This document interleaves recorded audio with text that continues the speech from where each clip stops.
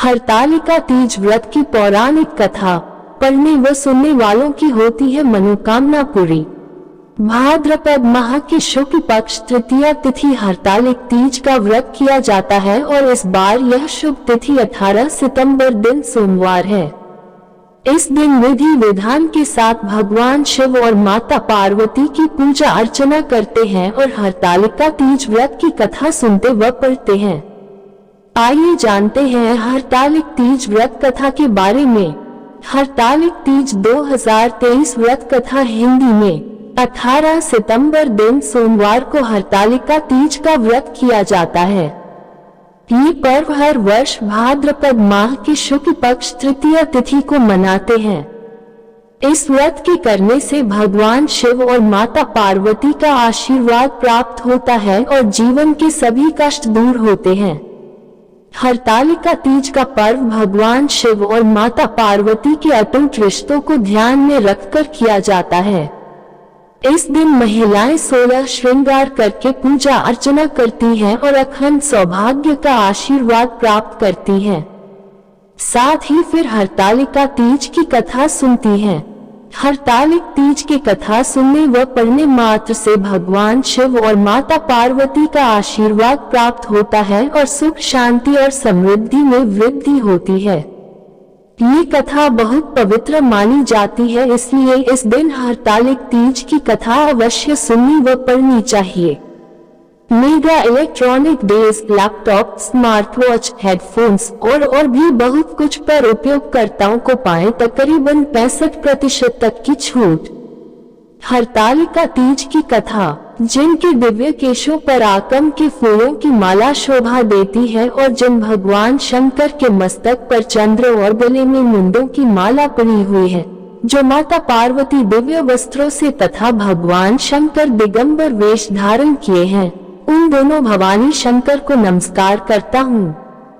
कैलाश पर्वत के सुंदर शिखर पर माता पार्वती जी ने महादेव जी से पूछा, है महेश्वर, मुझसे आप वह गुप्त से गुप्त बातें बताए जो सभी के लिए सरल और महान फल देने वाली है। हे नाथ, यदि आप मुझसे प्रसन्न हैं तो आप मुझे दर्शन दें। हे जगत नाथ, आप आदि मध्य और अंत रहित हैं, आपकी माया का कोई पार नहीं है। आपको मैंने किस भांति प्राप्त किया है? कौन से व्रत, तप या दान के पुण्य फल से आप मुझको वर रूप में मिले? महादेव जी बोले, हे देवी, मैं आपके सामने उस व्रत के बारे में कहता हूँ जो परम गुप्त है। जैसे तारागणों में चंद्रमा और ग्रहों में सूर्य, वनों में ब्राह्मण, देवताओं में गंगा, पुराणों में महाभारत, वेदों में साम और इंद्रियों में मन श्रेष्ठ है, वैसे ही पुराण और वेद सब में इसका वर्णन आया है, जिसके प्रभाव से तुमको मेरा आधा आसन प्राप्त हुआ है। हे प्रिय, उसी का मैं तुमसे वर्णन करता हूँ। सुनो, भाद्रपद भादो मास के शुक्ल पक्ष की हस्त नक्षत्र के दिन इस व्रत का अनुष्ठान मात्र करने से सभी पापा का नाश हो जाता है। तुमने पहले हिमालय पर्वत पर इसी महान व्रत को किया था, जो मैं तुम्हें सुनाता हूँ। पार्वती जी बोली, हे प्रभु, इस व्रत को मैंने किस लिए किया था, यह मुझे सुनने की इच्छा है, सो कृपा करके कहें। शंकर जी बोले, आर्यावर्त में हिमालय नामक एक महान पर्वत है, जहाँ अनेक प्रकार की भूमि अनेक प्रकार के वृक्षों से सुशोभित है, जो सदैव बर्फ से ढके हुए तथा गंगा की कलकल ध्वनि से शब्दायमान रहता है। हे पार्वती जी, तुमने बाल्यकाल में उसी स्थान पर परम तप किया था और 12 वर्ष तक के महीने में जल में रहकर तथा वैशाख मास में अग्नि में प्रवेश करके तप किया। सावन के महीने में बाहर खुले में निवास कर अन्न त्याग कर तप करती रही। तुम्हारे उस कष्ट को देखकर तुम्हारे पिता को बड़ी चिंता हुई। चिंता में वह सोचने लगे कि मैं इस कन्या का विवाह किससे करूं। एक दिन नारद जी वहां आए और देवर्षि नारद ने तुम शैलपुत्री को देखा। तुम्हारे पिता हिमालय ने देवर्षि को अर्घ्य, पाद्या, आसन देकर सम्मान सहित बिठाया और कहा, हे मुनीश्वर, आपने यहाँ तक आने का कष्ट कैसे किया, कहीं क्या आ गया है? नारद जी बोले, हे गिरिराज, मैं विष्णु भगवान का भेजा हुआ यहाँ आया हूँ। तुम मेरी बात सुनो, आप अपनी कन्या को उत्तम वर को दान करें। ब्रह्मा, इंद्र, शिव आदि देवताओं में विष्णु भगवान के समान कोई भी उत्तम नहीं है, इसलिए मेरे मत से आप अपनी कन्या का दान भगवान विष्णु को ही दें। हिमालय बोले, यदि भगवान वासुदेव स्वयं ही कन्या को ग्रहण करना चाहते हैं और इस कार्य के लिए ही आपका आगमन हुआ है तो वह मेरे लिए गौरव की बात है। मैं अवश्य उन्हें ही दूंगा। हिमालय का यह आश्वासन सुनते ही देवर्षि नारद जी आकाश में अंतर्धान हो गए और भगवान विष्णु के पास पहुँचे। नारद जी ने हाथ जोड़कर भगवान विष्णु से कहा, प्रभु, आपका विवाह कार्य निश्चित हो गया है। इधर हिमालय ने पार्वती जी से प्रसन्नता पूर्वक कहा, हे पुत्री, मैंने तुमको गरुड़ ध्वज भगवान विष्णु को अर्पण कर दिया है। पिता के इन वाक्यों को सुनते ही पार्वती जी अपनी सहेली के घर गई और पृथ्वी पर गिरकर अत्यंत दुखित होकर विलाप करने लगी। उनको विलाप करते हुए देखकर सखी बोली, हे देवी, तुम किस कारण से दुखी हो, मुझे बताओ, मैं अवश्य ही तुम्हारी इच्छा पूरी करूंगी। पार्वती बोली, हे सखी, सुन, मेरी जो मन की अभिलाषा है सुनाती हूँ। मैं महादेव जी को वरण करना चाहती हूँ। मेरे इस कार्य को पिताजी ने बिगाड़ना चाहा है, इसलिए मैं निसंदेह इस शरीर का त्याग करूंगी। पार्वती के इन वचनों को सुनकर सखी ने कहा, हे देवी, जिस वन को तुम्हारे पिताजी ने न देखा हो तुम वहां चली जाओ। तब देवी पार्वती अपनी सखी का ये वचन सुन ऐसे ही वन को चली गई। पिता हिमालय ने तुमको घर पर न पाकर सोचा कि मेरी पुत्री को कोई देव, दानव अथवा किन्नर हरण करके ले गया है।